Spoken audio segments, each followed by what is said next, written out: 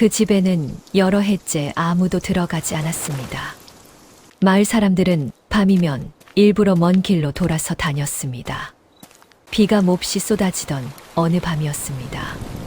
길 잃은 나그네 하나가 그 집 마루에 짐을 풀었습니다. 자정이 지날 무렵 빗소리 사이로 무엇인가가 마루를 건너왔습니다. 젖은 옷자락이 바닥에 끌리는 소리였습니다. 나그네가 눈을 떴을 때 여인은 손바닥을 펴서 그에게 내밀고 있었습니다. 이야기가 계속될 수 있도록 구독과 좋아요로 응원의 마음을 보내주세요. 오늘 이야기를 시작하겠습니다. 10월 금음께였습니다. 경상도 어느 고을에 사흘째 비가 내렸습니다. 가을비라 하기에는 굵고 찼습니다. 산길에서 날이 저문 나그네 하나가 마을로 들어섰습니다. 도포는 물을 먹어 무겁게 늘어졌고 갓은 챙이 처져 이마에 물이 흘렀습니다. 집시는 지늘게 잠겨 발이 어디까지 들어갔는지 알 수 없었습니다. 보찜 하나만 등에 붙어 있었습니다. 그는 첫 번째 집 처마 밑에 서서 기척을 냈습니다. 문이 열렸다가 그의 차림을 보고 바로 닫혔습니다. 두 번째 집도 그러했습니다. 세 번째 집에서는 늙은이가 문틈으로 말했습니다. 주막은 마을 아래 있소. 주막에도 방이 없으면 그러면 딱하게 되었소. 문이 닫혔습니다. 주막에는 방이 없었습니다. 장날 전이라 소 몰고 온 장꾼들이 방을 다 차지하고 있었습니다. 주모가 미안한 얼굴로 말했습니다. 봉당에라도 누우시려오. 사람들이 밤새 드나들어 눈을 못 붙일 텐데. 나그네가 물었습니다. 이 근처에 빈집이 없소. 주모의 손이 멈추었습니다.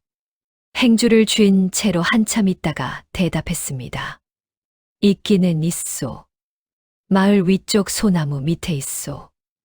허나 거기서 자겠다는 사람은 못 봤소. 어찌하여? 주모는 대답하지 않고 국자를 저었습니다. 옆에 있던 장꾼이 대신 웃으며 말했습니다. 귀신 나온다지 않소.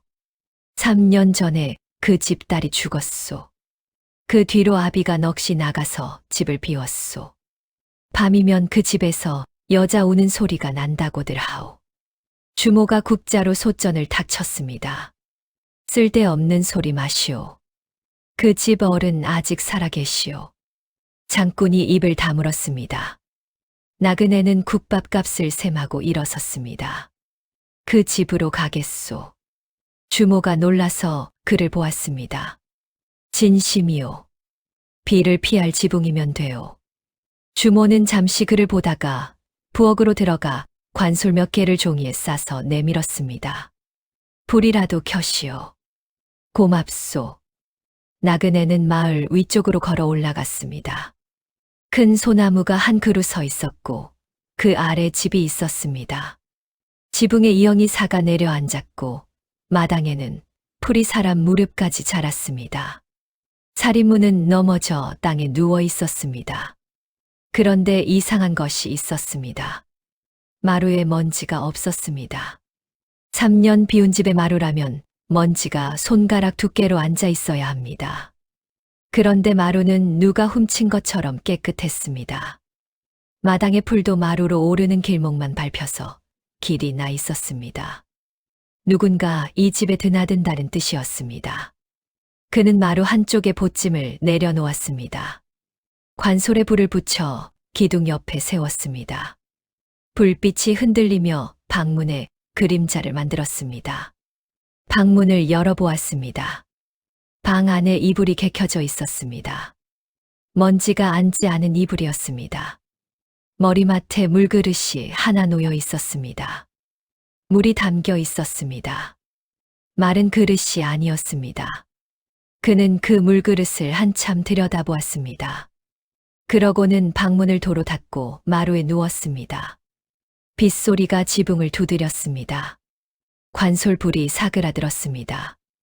몇 시나 되었는지 알 수 없었습니다. 빗소리가 잦아들어 있었습니다. 나그네는 무슨 소리에 잠이 깼습니다. 빗물이 처마에서 떨어지는 소리가 아니었습니다. 무엇인가가 마루를 건너오는 소리였습니다. 발소리는 아니었습니다. 젖은 천이 바닥에 끌리는 소리였습니다. 그는 눈을 떴습니다. 몸이 움직이지 않았습니다. 손가락 하나 까딱할 수 없었습니다. 눈만 떠졌습니다. 마루 끝에 사람이 서 있었습니다. 여자였습니다. 머리는 풀어헤쳐져 얼굴을 반쯤 가렸고 그 머리에서 물이 뚝뚝 떨어졌습니다. 치마는 무릎 아래가 온통 젖어 몸에 붙어 있었습니다. 물이 흘러 마루에 고였습니다. 그런데 그 고인 물에서 흙냄새가 났습니다. 강물 냄새가 아니었습니다. 마른 풀과 흙이 섞인 냄새였습니다. 여자가 한 걸음 다가왔습니다. 나그네는 소리를 내려 했지만 목에서 아무것도 나오지 않았습니다. 여자가 그의 앞에 섰습니다. 그리고 두 손을 들어 올렸습니다. 손바닥을 그의 눈앞에 펴 보였습니다. 손바닥이 파랬습니다. 피가 굳은 빛이 아니었습니다. 쪽빛이었습니다. 쪽물을 들이는 사람의 손이었습니다. 손톱은 여러 개가 부러져 있었습니다. 부러진 손톱 밑에 무엇인가가 끼어 있었습니다. 검은 흙이었습니다. 그리고 마른 풀잎이 한 오락이 끼어 있었습니다. 가늘고 긴 억새 잎이었습니다. 나그네는 그것을 보았습니다. 여자는 손을 내린 뒤 천천히 몸을 돌렸습니다. 그리고 팔을 들어 어딘가를 가리켰습니다. 마당 너머 마을 뒤쪽이었습니다. 산이 있는 쪽이었습니다. 강이 있는 쪽이 아니었습니다. 여자는 그대로 서 있었습니다. 한마디도 하지 않았습니다. 입을 열지 않았고 울지도 않았습니다. 다만 팔을 내리지 않았습니다. 그렇게 오래 서 있다가 여자는 마루 끝으로 물러났습니다.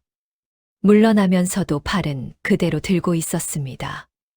마지막에 여자의 머리카락이 옆으로 갈라졌습니다. 얼굴이 보였습니다. 젊은 얼굴이었습니다. 스물이 되었을까 싶은 얼굴이었습니다. 그 얼굴에는 원망이 없었습니다. 무서운 얼굴도 아니었습니다. 무엇인가를 몹시 부탁하는 얼굴이었습니다. 그러고는 사라졌습니다. 나그네는 벌떡 일어나 앉았습니다. 몸이 움직였습니다.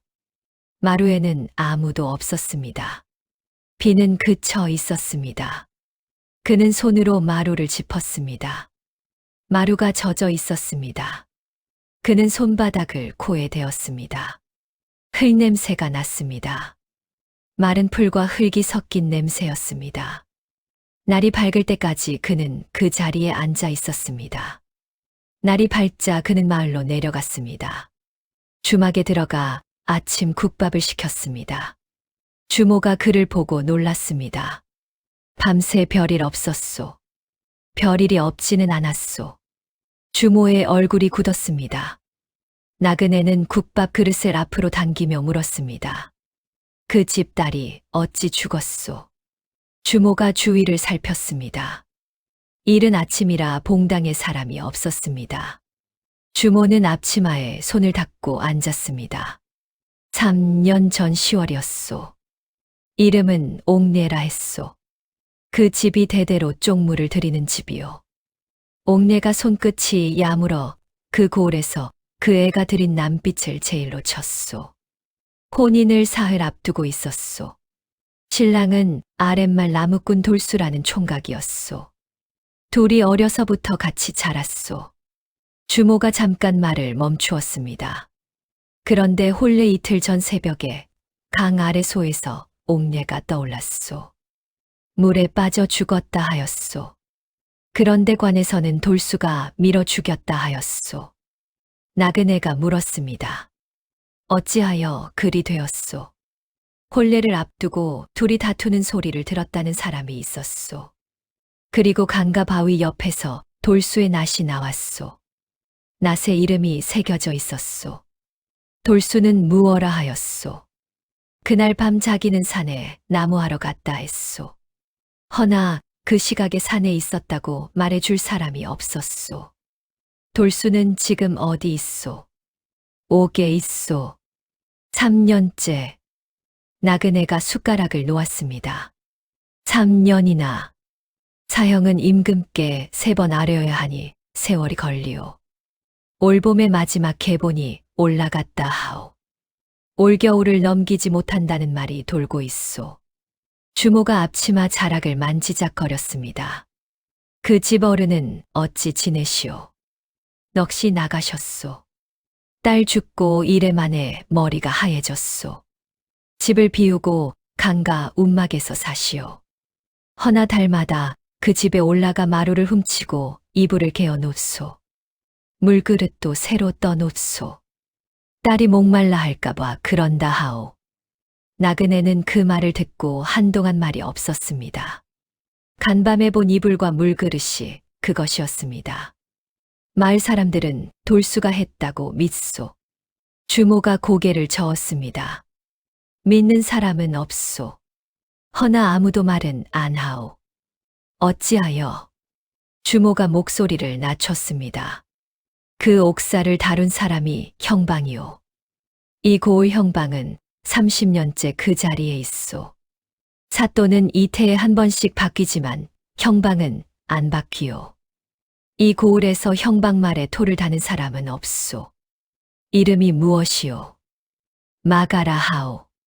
주모는 그 이름을 말하고 나서 말한 것을 후회하는 얼굴이 되었습니다. 나그네는 국밥값을 놓고 일어섰습니다. 고맙소. 어디로 가시려오? 관아에 볼 일이 좀 있소. 관아의 형리방에는 낡은 궤가 벽을 따라 늘어서 있었습니다. 나그네는 그 중 하나 앞에 앉아 있었습니다. 그가 관아에 들어올 때 아무도 막지 않았습니다. 그는 문서를 베끼러 온 늙은 설이 행세를 했고, 그런 사람은 관아에 늘 몇씩 드나들었습니다. 그는 3년 전 10월에 오간을 찾았습니다. 오간이란 살인사건의 조사 기록입니다. 그 안에 시장이 들어 있었습니다. 시장은 시신을 검험한 결과를 적은 문서입니다.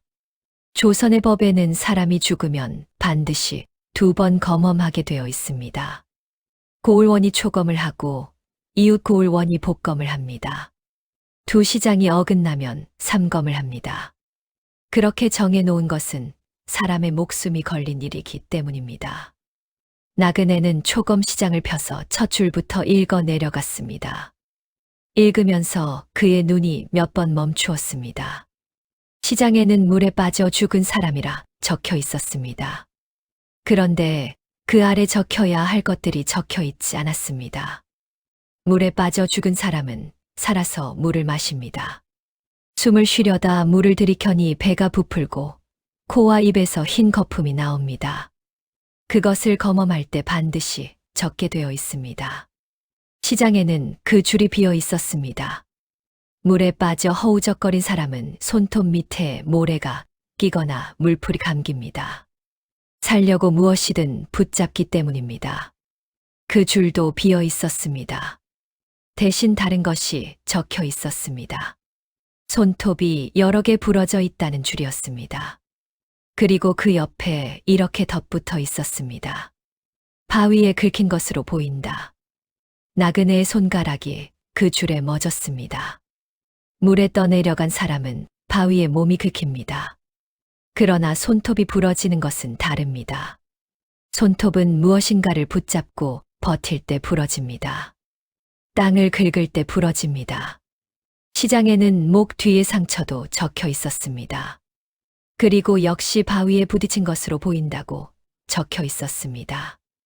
나그네는 시장을 덮고 복검 시장을 폈습니다. 복검 시장은 초검 시장과 글자까지 거의 같았습니다.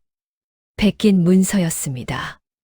이웃 고을원이 따로 사람을 보내 다시 살핀 문서가 아니었습니다. 문서 끝에 검험을 도운 사람의 이름이 있었습니다. 오작인 최가라 되어 있었습니다. 오작인은 검험할 때 시신을 다루는 사람입니다. 관의 가장 낮은 자리에서 가장 많은 것을 보는 사람입니다. 나그네는 그 이름을 마음에 새겼습니다. 오간에는 증언도 붙어 있었습니다. 혼례를 앞두고 두 사람이 다투는 소리를 들었다는 증언이었습니다. 증언한 사람의 이름 옆에 살고 있는 곳이 적혀 있었습니다. 관아 앞 행랑이었습니다. 관에 딸린 사람이었습니다. 나그네는 그 앞에서 오래 앉아 있었습니다. 바깥에서 아전들이 웃고 떠드는 소리가 들려왔습니다. 그는 오간을 도로 넣고 궤 뚜껑을 덮었습니다. 그리고 문서 하나를 더 찾았습니다. 3년 전 10월에 관하 일지였습니다. 그 안에 이런 줄이 있었습니다. 10월 열일의 날 형방마가가 사흘 휴가를 청하여 허하다. 옥내가 죽은 것이 10월 열여덟의 날 새벽이었습니다. 그날 오후 나그네는 마을 뒷산으로 올라갔습니다. 간밤에 여인이 가리킨 쪽이었습니다. 마을에서 강까지는 남쪽으로 10리 길입니다. 산은 그 반대쪽 북쪽에 있었습니다. 죽은 사람이 발견된 곳과 여인이 가리킨 곳이 서로 등을 지고 있었습니다. 산길은 나무꾼들이 다닌 길이라 좁았습니다. 한마장쯤 오르자 나무가 성겨지고 볕이 드는 자리가 나왔습니다. 억새밭이었습니다. 10월 금음이라 억새는 이미 하얗게 새어 있었습니다. 바람이 불 때마다 밭 전체가 한쪽으로 누웠다가 일어섰습니다. 소리가 났습니다. 억새가 서로 스치는 소리는 사람의 옷자락 소리와 비슷합니다. 나그네는 그 자리에 서서 밭을 오래 보았습니다. 그리고 밭 안으로 들어갔습니다. 억새는 사람 키보다 높았습니다. 들어서는 순간 사방이 보이지 않게 되었습니다. 여기서는 무슨 일이 일어나도 아래에서 보이지 않겠구나. 그는 그런 생각을 하며 걸었습니다. 밭 한가운데쯤에서 그는 걸음을 멈추었습니다. 한 자리만 억새가 달랐습니다. 주위의 억새는 키가 고른데 그 자리만 억새가 유난히 크고 굵었습니다. 빛깔도 더 짙었습니다. 땅이 다르다는 뜻이었습니다. 한 번 뒤집힌 땅은 몇 해가 지나도 표가 납니다. 흙이 부드러워져 뿌리가 잘 내리기 때문입니다. 그는 쪼그리고 앉아 손으로 흙을 헤쳤습니다. 낙엽과 삭은 억새 잎을 걷어 내자 검은 흙이 나왔습니다. 산의 흙이었습니다. 강가의 모래와는 빛깔이 아주 달랐습니다. 간밤에 마루에 고였던 물에서 나던 냄새가 이 흙 냄새였습니다. 그는 흙을 조금 더 파냈습니다. 손끝에 단단한 것이 걸렸습니다. 돌인가 하고 집어 올렸습니다. 돌이 아니었습니다. 동그랗고 납작한 것이었습니다. 흙을 문질러 닦아 내자 검붉은 빛이 돌았습니다. 만호였습니다. 망건에 다는 관자였습니다. 관자는 망건 양옆에 하나씩 답니다. 한 쌍입니다. 그러니 이것은 한 짝이었습니다. 나머지 한 짝은 어딘가에 있을 것입니다. 그리고 이런 것을 다는 사람은 정해져 있었습니다. 상민은 관자를 달지 않습니다. 나무꾼도 달지 않습니다. 아전 중에서도 자리가 오래된 사람이 답니다. 나그네는 그것을 손수건에 싸서 품에 넣었습니다. 그러고는 억새를 한 입 훑어 손바닥에 올려놓았습니다. 가늘고 길었습니다. 가장자리에 톱니 같은 것이 있어 스치면 손을 뱁니다. 간밤에 여인의 부러진 손톱 밑에 끼어 있던 것이 이것이었습니다. 그는 억새밭에서 나와 아래를 내려다보았습니다. 산길이 마을로 이어졌습니다. 그 길에서 강까지 가려면 마을을 지나야 합니다. 밤에 사람 하나를 지고 마을을 지나갈 수는 없습니다. 그는 다시 산을 둘러보았습니다. 억새밭 뒤로 좁은 길이 하나 더 있었습니다. 산허리를 돌아 마을을 비껴가는 길이었습니다. 그 길을 따라가 보니 강 위쪽 나루터로 이어졌습니다. 나루터에서 솟가지는 물길로 반마장이었습니다. 밤에 지게를 지고 사람 눈을 피해 갈 수 있는 길이 있었습니다. 나그네는 해가 질 때까지 그 길을 2번 걸었습니다. 이튿날 아침 나그네는 강가 움막을 찾아갔습니다. 갈대 사이에 지붕이 낮은 움막이 하나 있었습니다. 문 앞에 늙은이가 앉아 그물을 깁고 있었습니다.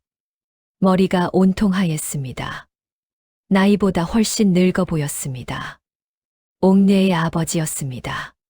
성은 베가라 했습니다. 나그네가 인사를 하자 늙은이는 눈을 들지 않고 그물만 기웠습니다. 쪽물 들이는 집 어른이시라 들었습니다. 쪽은 3년 전에 다 뽑아버렸소. 어찌하여? 그 빛만 보면 딸년 손이 보여서. 늙은이의 손이 그물 위에서 멈추었습니다. 나그네가 그 옆에 앉았습니다. 그저께 밤에 소나무 밑 그 집에서 잤습니다. 늙은이가 처음으로 고개를 들었습니다. 그 집에서 이불이 개켜져 있고 물그릇에 물이 있었습니다. 늙은이의 눈이 흔들렸습니다. 어른께서 달마다 올라가신다고 들었습니다. 그 애가 목이 마를까봐 그러오. 물에서 죽었는데 목이 마르겠소만. 그래도 떠놓소. 늙은이는 그렇게 말하고 다시 그물을 잡았습니다. 나그네가 낮은 목소리로 물었습니다. 그날 밤 따님이 어디로 갔습니까? 늙은이의 손이 다시 멈추었습니다. 관에서는 아무도 그것을 안 물었소. 제가 묻고 있습니다. 늙은이는 한참을 가만히 있었습니다. 그러다가 그물을 내려놓았습니다. 그날 초저녁에 누가 우리 집에 왔소. 관아 사와 나이였소. 그 애가 옥내를 찾더니 무슨 말을 하고 갔소. 옥내가 그 말을 듣고 얼굴이 하얘졌소. 그리고 저물역에 나가면서 그럽디다. 아버지, 문서를 찾아오겠습니다. 무슨 문서였습니까? 늙은이가 손등으로 눈을 문질렀습니다. 내가 쪽을 사들이느라 형방에게 돈을 얻었었소. 이자가 이자를 낳아 갚을 수가 없게 되었소. 그러니 형방이 그럽디다. 딸을 달라고 어른께서 무어라 하셨습니까? 내가 그놈 앞에서 문지방에 이 말을 지었소. 우리 애는 혼처가 정해졌으니 제발 그러지 말라고. 그랬더니 알았다고 하더이다. 허나 그날 밤에 사환을 보낸 것이요. 그 말을 관에 하셨습니까? 하였소. 2번 하였소. 3번째는 매를 맞았소. 오간에는 그 말이 한 줄도 없습니다. 늙은이가 나그네를 보았습니다. 댁은 누구시오? 나그네는 대답하지 않고 다른 것을 물었습니다. 따님을 어디에 모셨습니까? 뒷산 자락에 묻었소. 어른. 나그네가 몸을 돌려 늙은이를 마주 보았습니다. 무덤을 열어야겠습니다.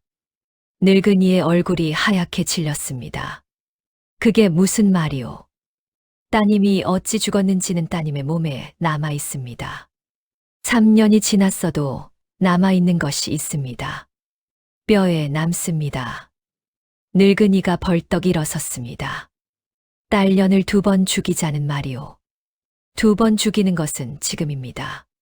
살인한 자가 관아에 앉아있고 죽이지 않은 사람이 옥에 있습니다. 따님은 지금도 그 억새밭에 있습니다. 늙은이가 그 자리에 주저앉았습니다. 한참 동안 소리를 내지 않았습니다. 그러다가 아주 낮게 물었습니다. 억새밭이라 하였소. 그렇습니다. 그 애가 어릴 때 억새를 꺾어다 마당에 꽂아놓고 놀았소.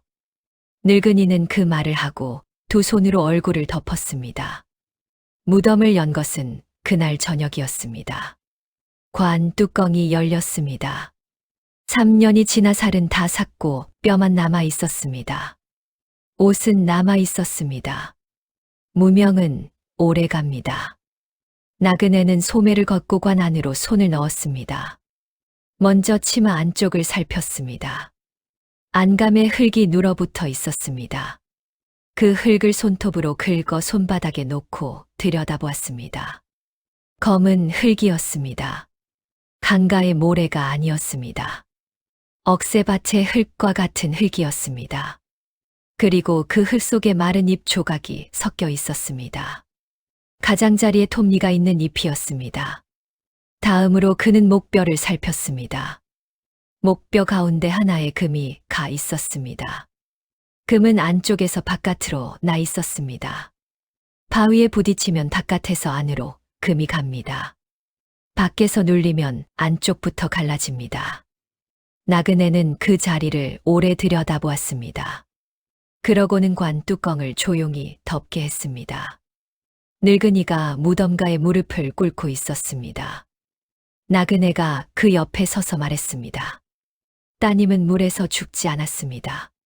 산에서 죽었습니다. 그리고 죽은 뒤에 물로 갔습니다. 관아 뒤편 낮은 담밖에 오작인 최가의 집이 있었습니다. 담이라기보다 돌을 얹어 놓은 것에 가까웠습니다.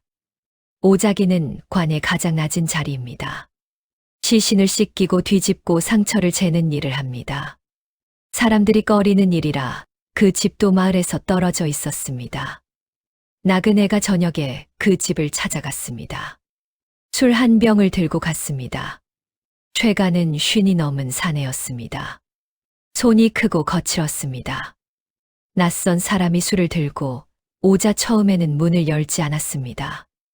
나는 관에서 온 사람이 아니오. 그 말에 문이 열렸습니다. 두 사람은 마루에 앉아 술을 나누었습니다. 최가는 술을 빨리 마셨습니다. 두 잔을 마시고 나서 손이 조금 떨렸습니다. 나그네가 물었습니다. 3년 전 10월에 강에서 나온 처녀를 기억하시오. 최가의 잔이 멈추었습니다. 그는 잔을 내려놓고 한동안 마당을 보았습니다. 기억하오. 기억하다 뿐이겠소. 그 시장의 손톱 밑을 적지 않았더군요. 최가가 고개를 획 돌렸습니다. 댁이 그걸 어찌아오. 보았소. 누가 보여줍디까. 아무도 안 보여주었소. 내가 찾아 읽었소. 최가의 얼굴이 하얘졌습니다. 그는 술병을 들었다가 놓았습니다. 나는 적었소. 내가 적은 것이 있소. 그런데 형방이 붓을 들고 그 주레먹을 그었소. 내 앞에서 그었소. 그리고 다시 쓰라 하였소. 모래라 쓰라 합디까. 아니요. 아무것도 쓰지 말라 합디다. 물에 빠졌으면 손톱에 모래가 있어야 하는데 없는 것을 쓰면 이상해지니까. 그러니 그냥 비워두라 합디다. 최가가 두 손으로 얼굴을 문질렀습니다. 댁, 나는 오작이니요. 내가 무엇을 할 수 있겠소. 내 자식이 셋이요. 나그네는 아무 말도 하지 않았습니다. 한참 뒤에 조용히 물었습니다. 손톱 밑에 있던 것을 버렸소. 최가가 고개를 들었습니다.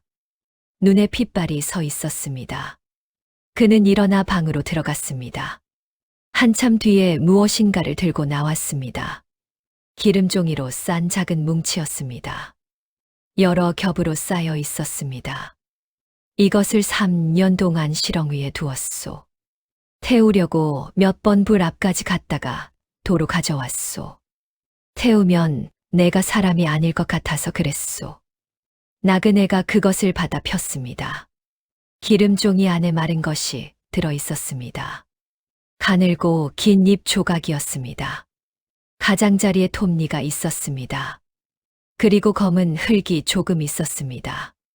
또 하나가 더 있었습니다. 명주실 한 오락이었습니다. 아주 가는 실이었습니다. 빛이 바랬지만 원래는 물을 들인 실이었습니다. 남빛이었습니다. 이건 어디서 나왔소? 오른손 셋째 손가락에 감겨 있었소. 손톱이 부러지면서 같이 뜯겨온 것이요. 나그네가 그 실을 손바닥에 놓고 들여다보았습니다. 명주는 나무꾼이 입는 옷이 아닙니다. 나무꾼은 무명을 입습니다. 그리고 이 고을에서 남빛 명주를 드릴 줄 아는 집은 한 집뿐이었습니다. 죽은 옥내의 집이었습니다. 옥내가 드린 남빛 명주를 입고 있던 사람이 그 밤에 억새밭에 있었습니다. 나그네가 물었습니다. 이 고을에서 남빛 명주 도포를 입는 사람이 몇이나 돼요. 최가가 술잔을 들다가 그대로 멈추었습니다. 그리고 아주 작은 소리로 대답했습니다. 한 사람 아오. 관에 있소. 이튿날은 장날이었습니다. 관아 앞마당에 사람이 많았습니다. 송사를 보러 온 사람도 있고 구경하러 온 사람도 있었습니다. 동원마루에는 사또가 앉아 있었고 그 옆에 형방이 서 있었습니다. 형방 마가는 50 중반쯤 된 사내였습니다. 키가 크지 않았고 얼굴이 둥글었습니다. 험상궂은 데가 조금도 없었습니다. 말할 때 늘 웃는 낯이었습니다. 그가 웃으며 사또에게 무엇인가를 아뢰면 사또가 고개를 끄덕였습니다. 이 고을의 일은 그렇게 정해졌습니다. 마당 한쪽에 남루한 사내 하나가 서 있었습니다. 아무도 그를 눈여겨보지 않았습니다. 그가 앞으로 걸어 나왔습니다. 고할 것이 있소. 형방이 그를 보았습니다. 무슨 일이오? 3년 전 10월 강 아래 소에서 나온 처녀의 일이오. 마당이 조용해졌습니다. 형방의 웃는 낯이 그대로 있었습니다. 그 일은 끝난 일이오. 끝나지 않았소. 옥에 사람이 살아있으니 끝난 것이 아니오. 형방이 사또를 돌아보았습니다. 사또가 헛기침을 했습니다. 어디서 온 누구인가? 지나가는 사람이 올시다. 지나가는 사람이 관아 마당에서 옥사를 논하는 법은 없다. 물러가라. 나그네는 물러가지 않았습니다. 그는 도포 자락에서 손수건을 꺼냈습니다. 그리고 그것을 폈습니다. 손바닥 위에 검붉은 것이 하나 놓여 있었습니다. 이것을 아는 사람이 있으면 나오시오. 마당의 사람들이 목을 뺐습니다. 형방이 웃음기를 지웠습니다. 그것이 무엇이오? 관자요. 만호로 만든 관자요. 뒷산 억새밭 흙 속에서 나왔소. 석차쯤 파 들어가 나온 것이 아니오. 한 뼘만 파도 나오는 자리에 있었소. 형방의 손이 저도 모르게 자기 망건으로 올라갔다가 내려왔습니다. 마당에 있던 사람들 중 몇이 그것을 보았습니다. 나그네가 그 손을 보았습니다. 방금 무엇을 만지셨소? 형방이 대답하지 못했습니다. 나그네는 손수건을 접어넣고 뒤로 2걸음 물러섰습니다. 그리고 보찜을 풀었습니다. 헝겊 속에서 노쇠로 된 둥근 것이 나왔습니다. 장날의 볕에 그것이 번쩍했습니다. 말이 새겨져 있었습니다. 암행어사 출두야.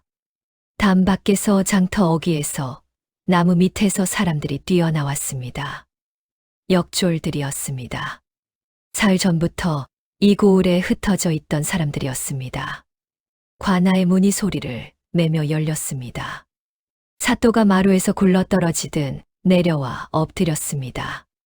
형방은 그 자리에 서 있었습니다. 도망치지 않았습니다. 도망칠 수 없다는 것을 아는 사람의 얼굴이었습니다.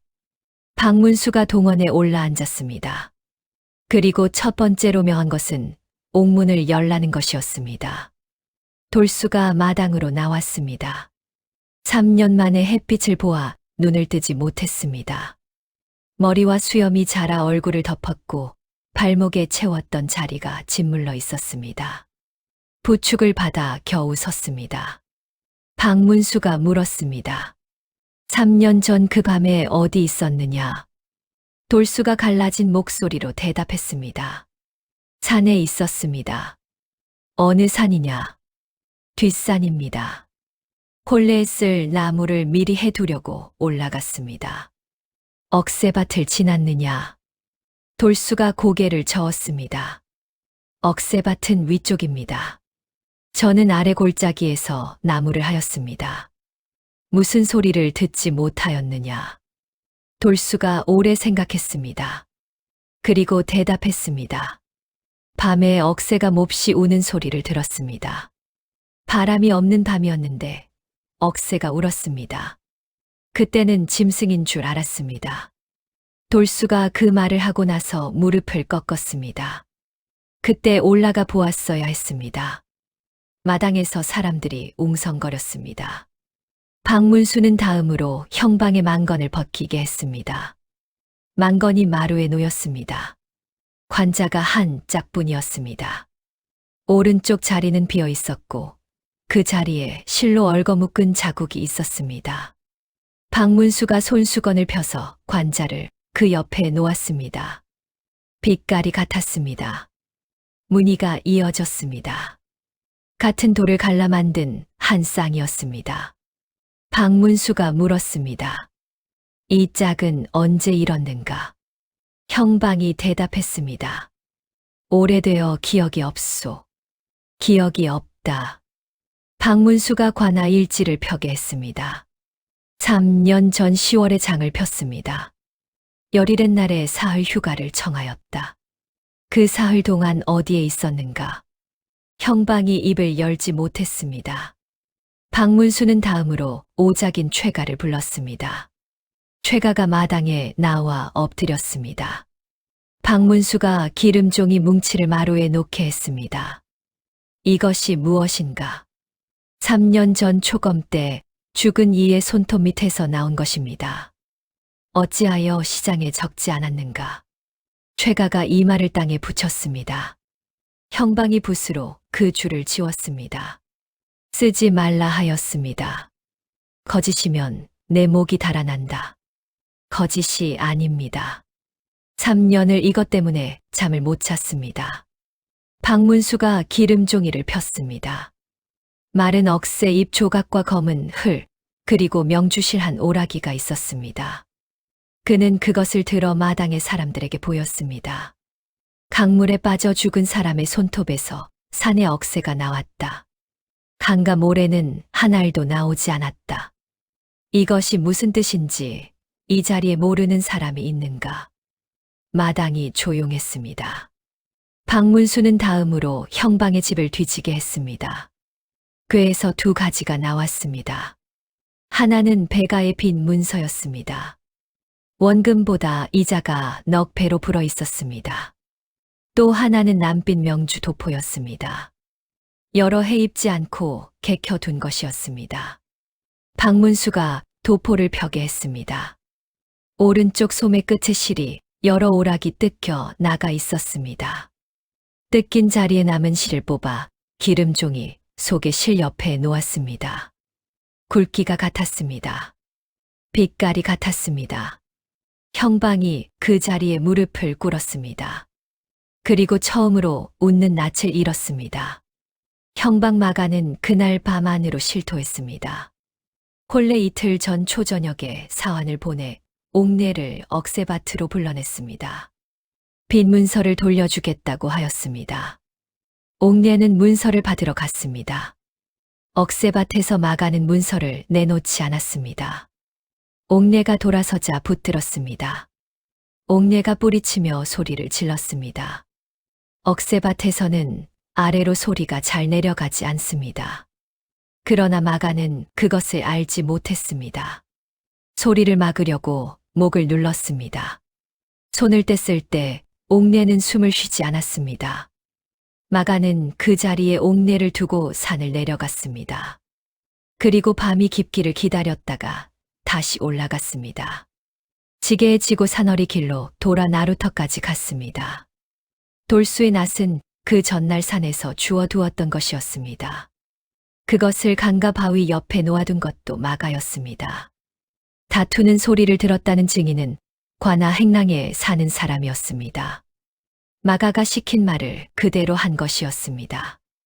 박문수는 오간을 다시 쓰게 했습니다. 돌수는 무죄로 풀려났습니다. 형방 마가는 사람을 죽이고 옥사를 꾸민 죄로 사형을 받았습니다. 그 옥사를 살피지 않고 형방의 말만 좇은 사또는 파직되었습니다. 복검을 나오지 않고 초검 시장을 베껴 올린 이웃 고을 원도 벌을 받았습니다. 오작인 최가는 죄를 물었으나 3년 동안 증거를 지킨 것을 해하려 태형에 그쳤습니다. 최가는 매를 맞고 나와서 오래 울었습니다. 배노인은 마을 위쪽 그 집으로 돌아왔습니다. 풀을 베고 이영을 새로 얹었습니다. 마당의 쪽을 다시 심었습니다. 이듬해 여름의 쪽이 자라 잎이 무성해졌습니다. 노인은 그 잎을 따서 물을 들였습니다. 3년 만에 그 집 마당에 남빛 무명이 널렸습니다. 돌수는 그 집의 아들이 되었습니다. 혼인을 하지 못한 사위였으나 노인이 그리하자 하였고 돌수가 그리하겠다 하였습니다. 돌수는 낮에는 나무를 하고 저녁에는 쪽 항아리를 저었습니다. 옥내의 무덤은 억새밭이 보이는 자리로 옮겼습니다.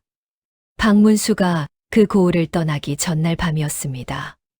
그는 소나무 밑 그 집 마루에서 다시 하룻밤을 잤습니다. 그날은 비가 오지 않았습니다. 달이 밝았습니다. 자정이 지나 그는 잠결에 무슨 기척을 느꼈습니다. 마루 끝에 사람이 서 있었습니다. 여자였습니다.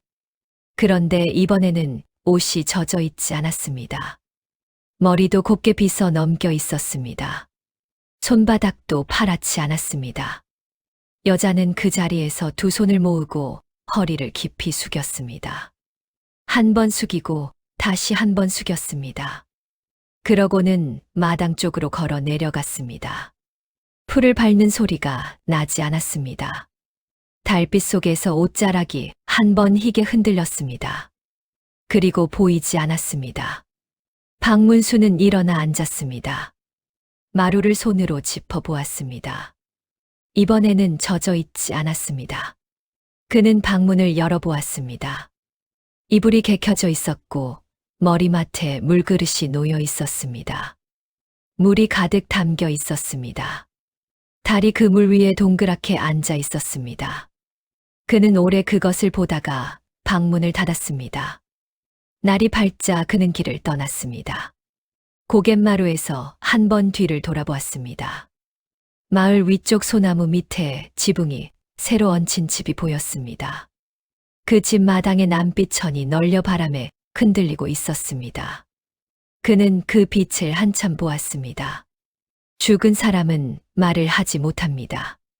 그러나 아무 말도 남기지 않는 것은 아닙니다. 손톱 밑에 잎한 오락이, 흙 한 줌, 실 한 올. 그것을 읽어줄 사람이 없으면 그것은 그냥 흙입니다. 읽어줄 사람이 하나만 있으면 그것은 말이 됩니다. 박문수는 고개를 넘어갔습니다. 품속에 마패가 있었습니다. 그리고 다음 고을이 그 아래에 있었습니다.